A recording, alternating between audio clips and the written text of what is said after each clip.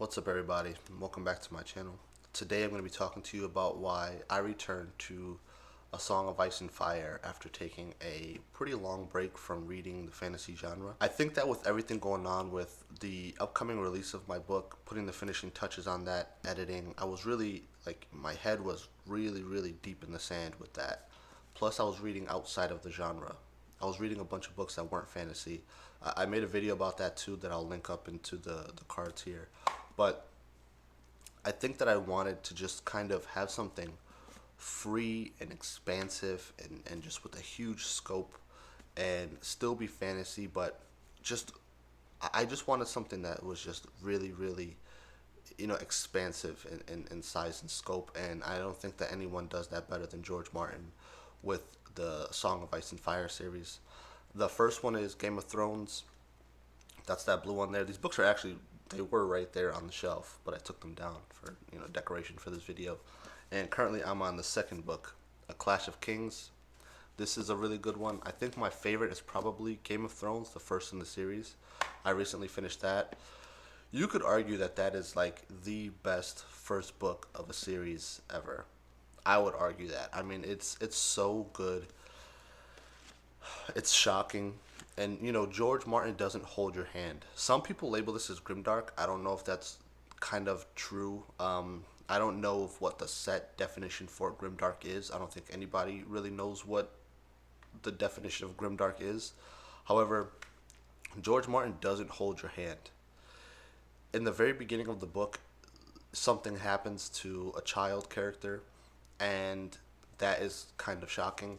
He's known for killing characters, but I mean, that's okay, especially when you're dealing with stuff. This is as realistic as fantasy can get, I guess.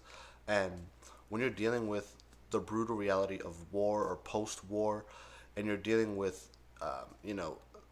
people fighting. It's a Game of Thrones. They're fighting for this Iron Throne, and war is breaking back out. There's so much subterfuge. There's so much intrigue going on throughout the book that people are going to double cross each other, people are going to backstab each other, and people are going to kill each other, and he doesn't shy away from that. Also, he names so many characters. A lot of people get lost, especially there's a tournament scene in Game of Thrones when one of the main characters arrives at King's Landing, and a lot of people get turned off by that scene because every night everyone's introduced with their banner, where they're from, all this stuff. I love that kind of stuff, but I know that it turns a lot of readers off. But the scope of these books is what really makes them fantastic. I love the history in these books. There's so much history in them. Again, I'm on the second book, A Clash of Kings, right now. This is probably my third reread of these books. I have trouble with these bottom two here, A Feast for Crows and A Dance for Dragons. A Feast for Crows, the red one right there, that is kind of hard to get through, and that's only because the last two books were actually written as one book, and it was way too big. So, according to what I've read online throughout the years, they split it in half and they separated the characters. I think that what happens is with these last two books, even though all of the characters are interesting and morally gray, they were split in half. So those two books take place concurrently, meaning they take place at the same exact time. However, the characters are split between the two books, and a lot of people's favorite characters, and arguably some of the most interesting characters, are in the second of those two books, A Dance with Dragons. And so A Feast for Crows kind of has some characters that I guess are not people's favorites, to put it simply. And so that makes it a bit of a struggle to get through. It's the only one of the books that I've struggled to get through because I do love the characters in all of the books, and there are great points in A Feast for Crows, and there's especially one of the characters, this female knight who's incredible. Her name is Brienne. She's one of people's favorite characters, but outside of her, it's a little rough sometimes.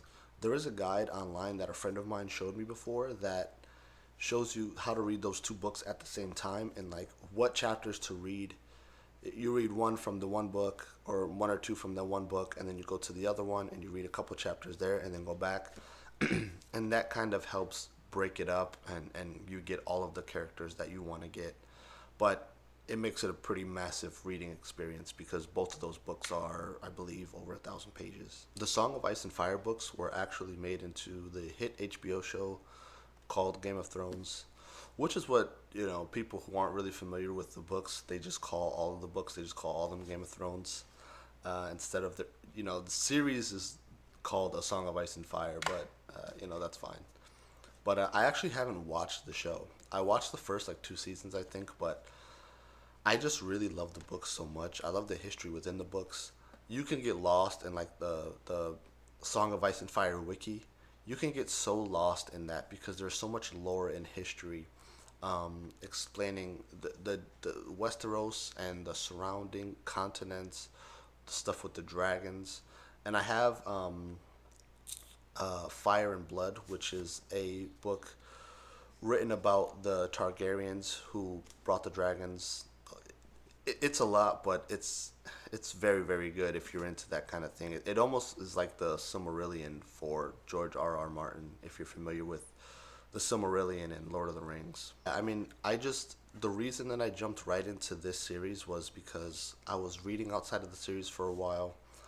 I was head down in in a project, finishing up a project and starting two more projects, and you know what? I just needed something very free and expansive of scope, and something fantastical. And I needed some dragons, and A Song of Ice and Fire does that incredibly well. And so that's why I jumped back into this series. I don't know if I'm going to keep reading on after A Clash of Kings. I'm about a third of the way through, as you can see. Um, I hope to finish this up within, a couple weeks. I'm not a fast reader any longer. I used to be, but I'm not now. But there is a couple of other things that I want to read, but I don't know. It's hard to stop reading this series. And what's happened in the past when I've read this series is I would read, one book. I'd read Game of Thrones, which you could argue is the best first book of any fantasy series. But I would read it and I'd be like, okay, that was a lot. That was heavy. That was big. Let me take a break and read something else. But the series is just so good, and they all end on such crazy cliffhangers that you have to keep going on. So I don't know, because I know that it's gonna take me a while to finish this, and then A Storm of Swords, the middle book there, the green one. That is the biggest book in the series, I believe. That's well over 1,000 pages, so I don't know if I want to jump right back into that, but we will see. I'll definitely make a video updating you guys on kind of what's next, what I'm reading next, and pretty soon I'm gonna make another video on the projects that I'm working on, because I do have two books that I'm working on right now, with Have Mercy being finished and out for publication. That's going to be released on July 3rd. I'm currently filming this video and we'll release it on July 1st. So there is a lot going on, but until then, I'm going to be here. Thank you.